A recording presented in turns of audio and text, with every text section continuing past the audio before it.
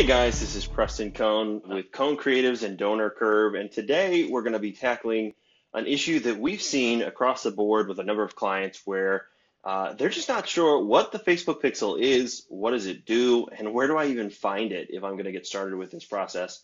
For the most part, if you're a small business or if you are an admin for a nonprofit, you will likely have a web developer or someone that you've used in the past to build your websites, to build that information for you.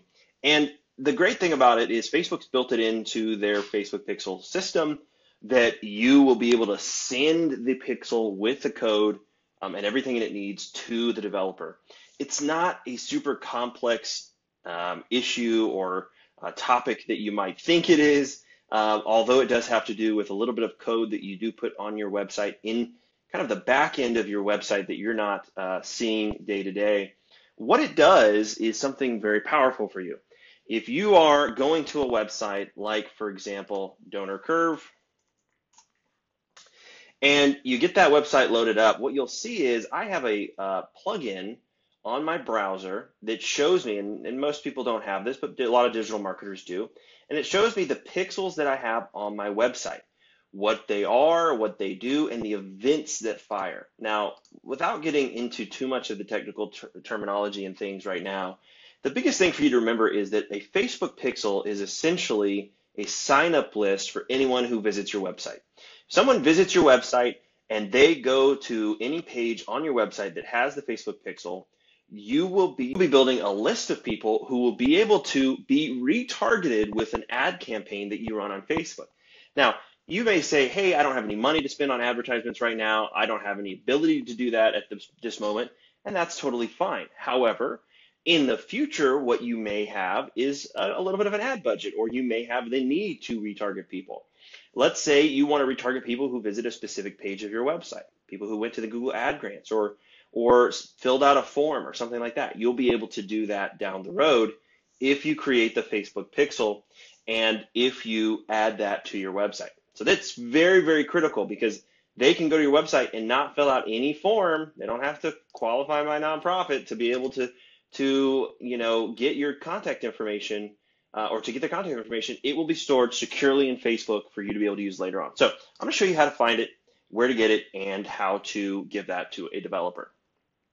Most people are going to be accessing their ads and their pages and everything from their normal Facebook profile. So that's exactly how I'm going to show you how to get to it. You'll see in the upper right-hand corner there, if you follow my mouse up here, you'll see that there is a little drop-down button. And we're going to click on that drop-down button. And for me, you're going to see stuff that you might not see on other people, right? I'm connected to several business managers. I'm on a number of pages, but you probably aren't going to see all of that on your own page. So disregard that information. But what you should see is manage pages, manage groups, manage ads. Those are things that you should expect to see. And you're going to click manage ads. That's going to reload and it's going to likely take you to your ad account that will be able to be associated with the campaigns that you're building. Now, these are a number of different things that we've run probably years ago. I don't really use this ad account very much, but it will be directed to a page that looks similar to like this. You may not have any campaigns that were run in these timeframes or at all in this ad set. If you've boosted posts, likely you will see those here. So you'll go to your ads manager up in the left-hand corner, and you'll see that it has a little hamburger menu. That's what those three lines are called. It's a hamburger menu. Click that. And below that, you'll see a number of different things. Facebook constantly changes and moves things around here just to keep us on our toes. And we will go down to Events Manager. Events Manager, think of Events Manager as the location where the Facebook pixel will be. And if you had a form or something that you wanted people to fill out, that would be considered, I guess, an event that they're calling. An event would be measured result from your ad campaigns, right? So you'll see here, this is a pixel that I created for some friends a while back, but I'm going to go into here and I'm actually going to, let's see if I can open this up a little bit. Oh, you can't see. I'm going to just scroll scroll this down if I can. There we go. And you'll see that I can now see a number of different pixels that I'm associated with. Let's go to another one. Let's go to see more ad accounts. Let's go to this account right here. For some reason, maybe because that one's an old account, it's not letting me do it. I'm gonna go here and I'm gonna click add more ad accounts, and you're gonna see it's not grayed out here. And I'm gonna be able to click Facebook Pixel. Now, here's where I'm gonna go ahead and name the pixel whatever my website name is. Many of you may have multiple websites, you may have multiple businesses, you may have a lot of different companies that you want to do this with. So it keeps it simple if you go ahead and name it the pixel or the name of your website. So Donor Curve Pixel, for example, in this situation. And then I'm going to go ahead and click, I'm going to put my URL in there because this is an easier setup. So I'll grab that. I'm going to go ahead and click and copy this. That's a Command C if you're on Mac, Control C if you're on a Windows computer. And then I'm pasting that right here on your in the section where it asks for the website. Go ahead and click continue.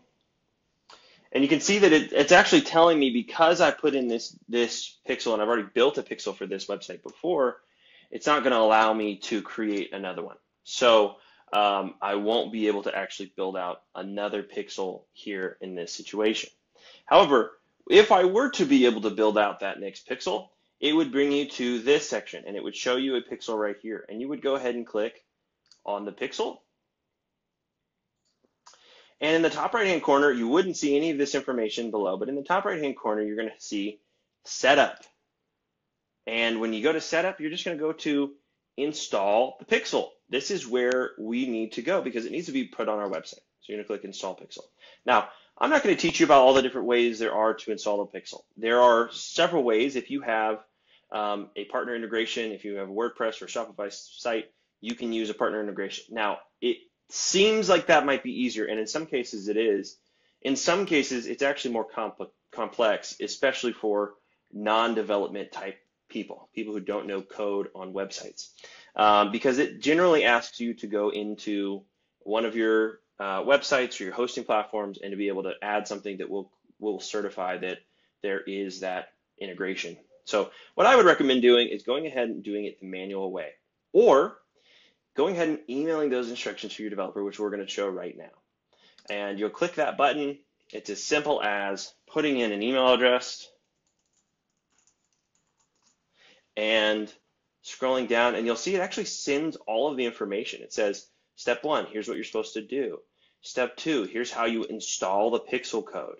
And it's relatively simple. That goes into the header of the code that makes up your website. And then step 3, how do I install event codes? And a good developer will know how to do this. They shouldn't have any difficulty accomplishing all of these tasks for you. If they do, please leave us a message. We'd be happy to help you. We'd be happy to walk you through exactly how to do this. And my developers have done this, probably dozens of times. So we're able to help you and get this installed for you very quickly and easily. You'll just click send, and bada bing, bada boom, you have sent that email, you've created your pixel, and you have begun the process.